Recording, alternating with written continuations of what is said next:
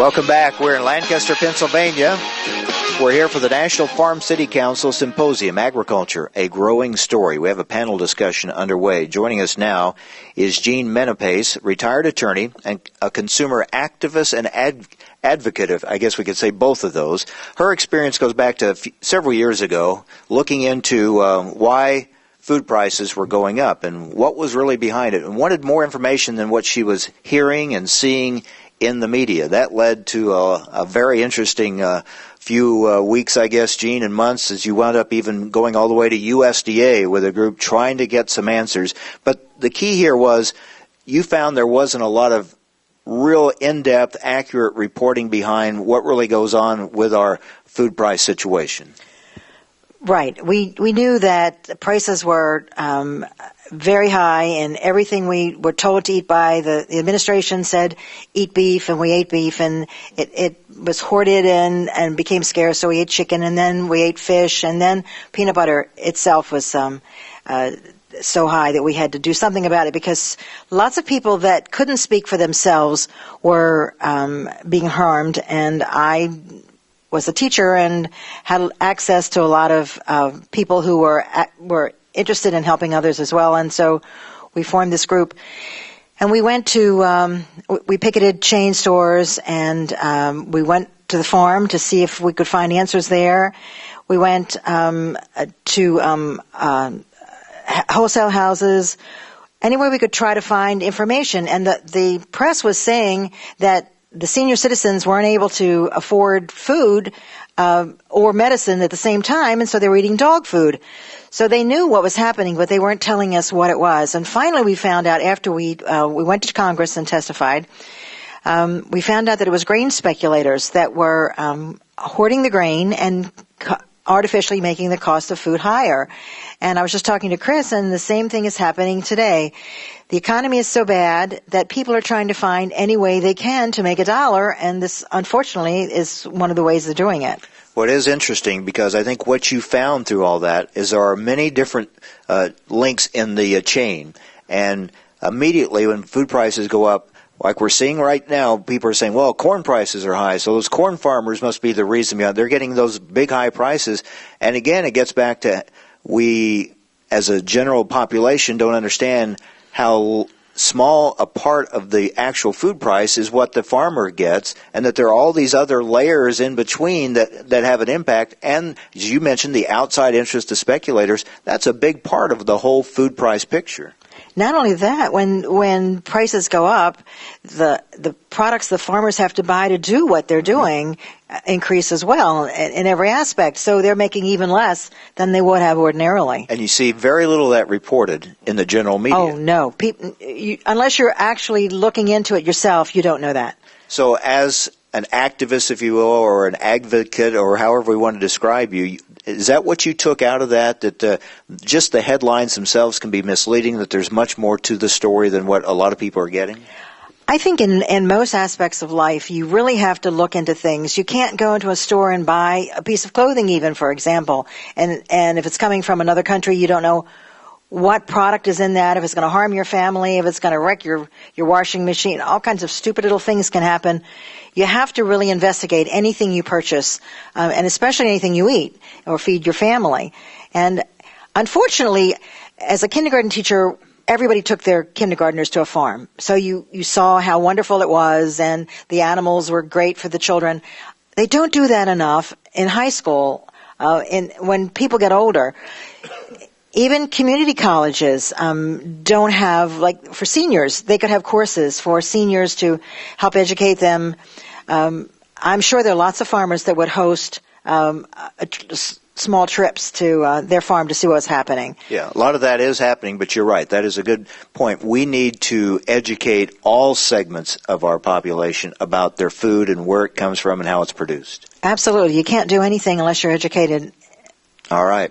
Now I'm going to go turn next back to Chris Pierce. He's president of Heritage Poultry Management Services. Again, in Annville, Pennsylvania. Chris works with local businesses and the Pennsylvania egg industry to support the rural way of life so important to Pennsylvania. Chris, thank you again for being with us. I know your industry has been in the crosshairs of a lot of the animal rights activists, but also you're very much at the forefront of trying to get information out. What are you finding from producers in the poultry industry? Are they willing to step forward and say, here, look at what we do, we want to show you what we do, or is there still a resistance to do that? Mike, great question. I'd say that there's less resistance today than there was 5 or 10 years ago. I think we as a egg producing industry realize that this isn't a fad that's just going to go away. We need more transparency. Consumers want transparency. If you look at the recent Farm Bill, it talks about local is within 200 miles. So consumers want to know where their food's produced. They want to know more of the story of Martha and Tom that care for the birds and pack the eggs. They want to know more of it because they want to relate to it rather than thinking it's coming from many, many, many miles away or oceans away. So the producers are more open to sharing their story than they have been, but we're not far enough. Okay, let me do something here. Let me come back to Jean. Jean, as a housewife, you see the story about salmonella in eggs. Does that make you then hesitant to buy eggs at the grocery store when you see all those headlines and everything? Oh, absolutely. You want to go to somebody like in your area. I live in a farming community, which is good for me because I can go to a local farmer and buy eggs. Or farmers markets. Thank you. Farmers markets on Sundays or weekends, whatever.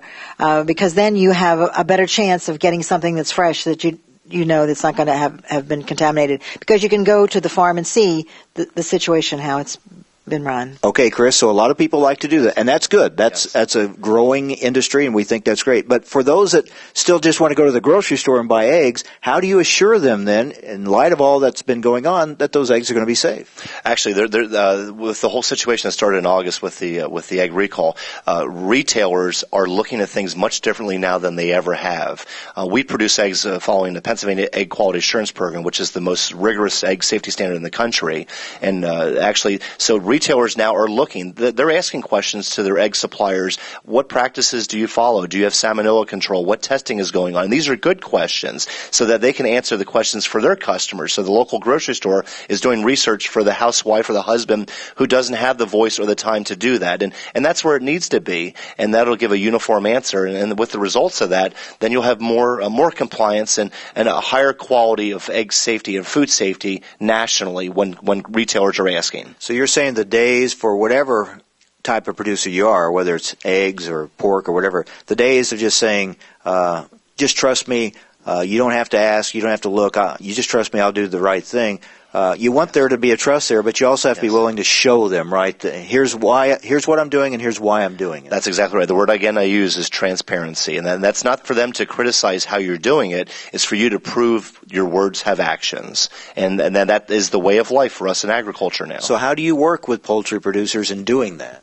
And that's education, because many say, we never did that before. So we try to help them understand if they weren't educated like they are, living and doing it every day, what would they see? Now put it in another scale. So when they go buy a shirt or they go do something that they're not educated in, how do they understand what the practices are that pertain to that? And they don't. So that's the point. We do role reversal to help them understand when roles are reversed. That's a key point. We were just talking about that during the break. We take so much for granted in rural America about those of us that are familiar with agriculture. But if you have a consumer, whether they're in rural America or urban America, that has no knowledge, no background, no experience with production agriculture, we expect them just to know certain things, and there's no way they're going to know those things without us telling them about them. That's exactly right. Actually, we're part of an organization called goodeggproject.org, and we're trying to help the consumers know who the egg farmer is specifically, and let them know that we're the neighbor, we're the Sunday school teacher, we provide jobs in the local environments, and just, again, trying to take away the romanticizing of agriculture of the 50s to understand what is modern agriculture today. That is another good point. There was some survey work, some research work done saying people still have a general trust of farmers, but they don't know who farmers are today. They've been told there's some big corporation and that's why it's so important to put the face to agriculture, that they are your neighbor, they are a Sunday school teacher or whoever it may be. Oh, without a doubt. And again, there's a small voice of us willing to do that, and it's not comfortable. You do like to talk to in front of groups? No, but who can tell the story better than the person doing it 7 days a week, 24 hours a day? You've earned the right to tell your story, and that's what I think listeners need to understand. No one's going to do it the way you can do it, and that's your responsibility. Chuck, I want to come back to you. And he said not everyone likes to get up in front of a group and speak. That's true, but you can, with social media, speak to a lot of people without having to get up and give a speech in front of people. Absolutely. Although I will say that just from my personal experience and working with customers and clients on this, it still takes some courage to speak up to defend yourself. I mean, in any situation, and that includes online. But if you don't do it, who is going to? And in today's world, the tools are there, so why not use them? You touched on this earlier. We know producers that have shot video of their operation, given them a tour through a farrowing barn, for example, or something like that, and say, here's how we take care of our hogs. Yeah, I mean, you brought up the whole HSUS undercover video. Well, at the same time, why can't we make a video to show what we are doing, who are doing it properly, who are taking care of our animals in this case, and help people understand that most of these things are being done by a group that has an agenda. In the case of HSUS, it's very vegan-oriented in a militant way, not as in I just want to make a personal choice of how I eat. So why not go ahead and use the same tools? I mean, I like the idea of a group that's just been announced, USFRA, U.S. Farmers and Ranchers Alliance, groups getting together to help communicate a coordinated message to consumers. We'll talk more about it. One more segment to go here from Lancaster, Pennsylvania. This is AgriTalk.